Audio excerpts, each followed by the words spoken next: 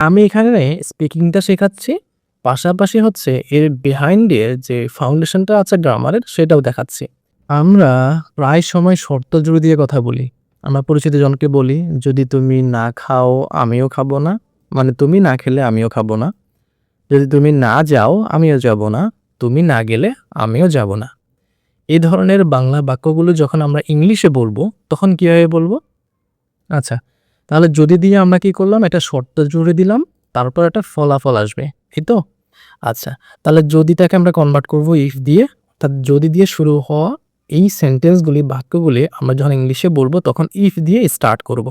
আচ্ছা, ইফ তুমি না খাও, ইফ ইউ ডু নট ইট, যদি তুমি না খাও আমিও খাবো না, আই উইল নট ইট, আমিও খাবো না। আচ্ছা, তাহলে এটা হচ্ছে এরকম, if you do not it, I will not it. এরপর হচ্ছে যদি তুমি না যাও আমিও যাব না, তুমি না গেলে আমিও যাব না। আচ্ছা, তাহলে if you do not go, যদি তুমি না যাও, আই উইল নট গো, আমিও যাব না। ঠিক আছে? ওকে। সো আমি এখানে স্পিকিংটা শেখাচ্ছি। পাশাপাশি হচ্ছে এর বিহাইন্ড এর যে ফাউন্ডেশনটা আছে গ্রামারের সেটাও দেখাচ্ছি। যে আমরা ইফ দিয়ে প্রথমে কন্ডিশনটা আনবো, তারপর হচ্ছে আমরা রেজাল্টটা আনবো। ঠিক আছে? যদি তুমি শর্তটা না মানলে কি হবে সেই রেজাল্টটা আমরা শেষে বসাবো। ঠিক আছে? আর শর্তটা আমরা শুরুতে বসাবো আর একদম সবার শুরুতে ইফটা বসতেছে। ওকে। এরপর হচ্ছে যদি তুমি আসো আমি খুশি হব। ইফ ইউ কাম, যদি তুমি আসো আমি খুশি হব। আই উইল বি হ্যাপি, আমি খুশি হব। যদি তুমি আসো আমি খুশি হব। I will be happy. ঠিক আছে? ওকে, যদি বৃষ্টি হয় আমরা বাইরে যাব না। তাহলে বৃষ্টি হলে আমরা বাইরে যাব না। ঠিক আছে? তাহলে ইফ ইট রেইনস, আমরা জানি বৃষ্টি হয় এই ধরনের সেন্টেন্সে এটা ডামি সাবজেক্ট ইউজ করতে হয়। এটা একটা ফাউন্ডেশন, তোমরা সবাই খেয়াল করবে। ইফ ইফ ইট রেইনস, যদি বৃষ্টি হয় আমরা উই বাইরে যাব না। We will not go outside. ঠিক আছে? We will not go outside. Okay, এরপর আছে যদি তুমি আমাকে ডাকো আমি আসবো। তুমি আমাকে ডাকলে আমি আসবো। শর্তটা হচ্ছে তুমি আমাকে ডাকতে হবে। তাহলে আমরা ইফ দিয়ে প্রথমে শর্ত বা কন্ডিশনটা লিখে ফেলবো বা বলবো ইফ ইউ কল মি, যদি তুমি আমাকে ডাকো আমি আসবো।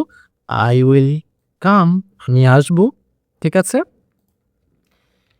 তুমি যদি এই ভিডিওটা ভালো করে দেখো তাহলে এই ধরনের যত সেন্টেন্স আছে বা যত বাক্য আমরা বাংলায় বলে থাকি শত শত হোক আর যাই হোক, তোমরা অনায়াসেই করতে পারবে। অনায়াসে তোমরা একদম ফ্লুয়েন্টলি স্পিকিং করতে পারবে।